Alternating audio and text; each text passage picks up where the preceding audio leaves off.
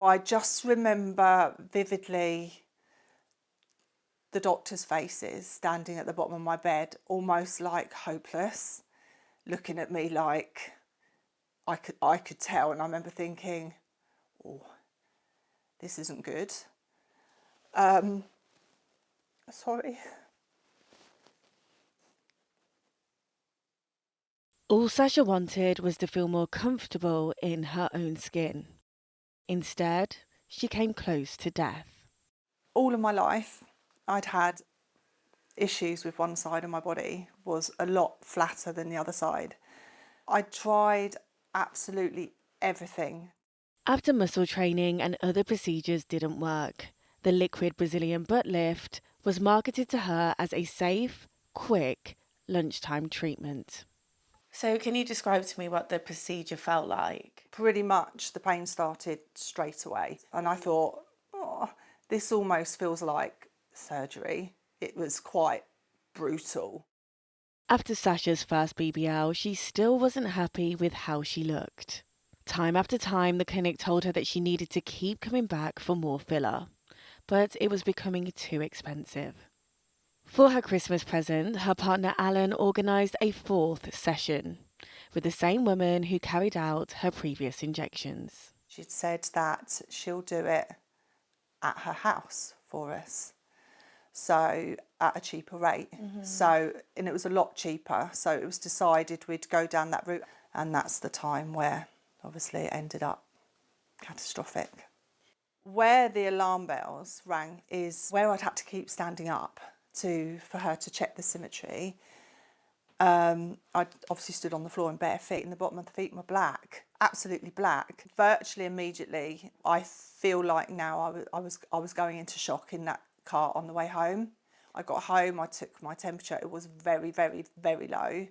Again, I took myself to bed and just wrapped myself up, but I can just remember all through the night just rolling around in pain.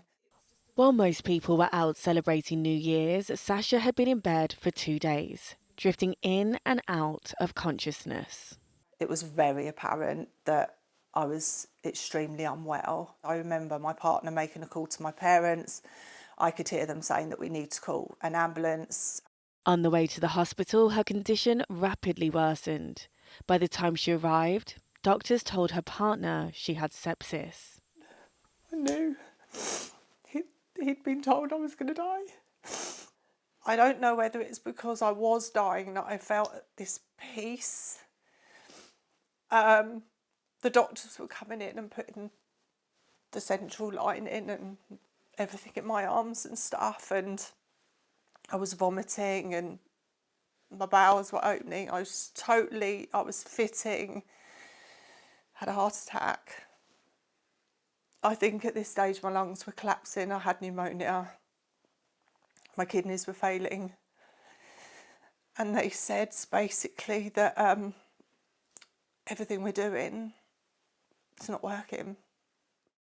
She was taken to intensive care and placed in a coma.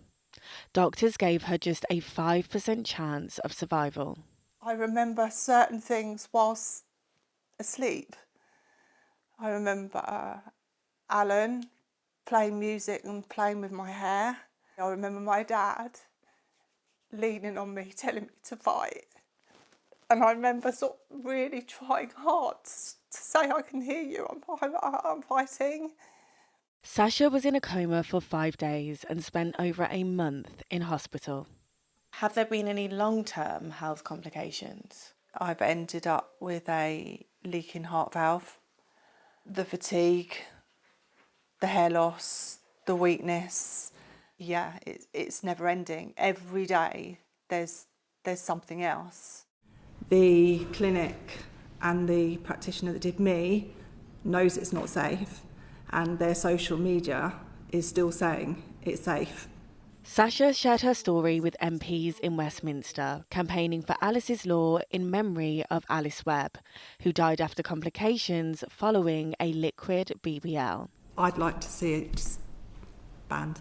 You went to Parliament calling for change, and it seems like they've finally listened. How do you feel?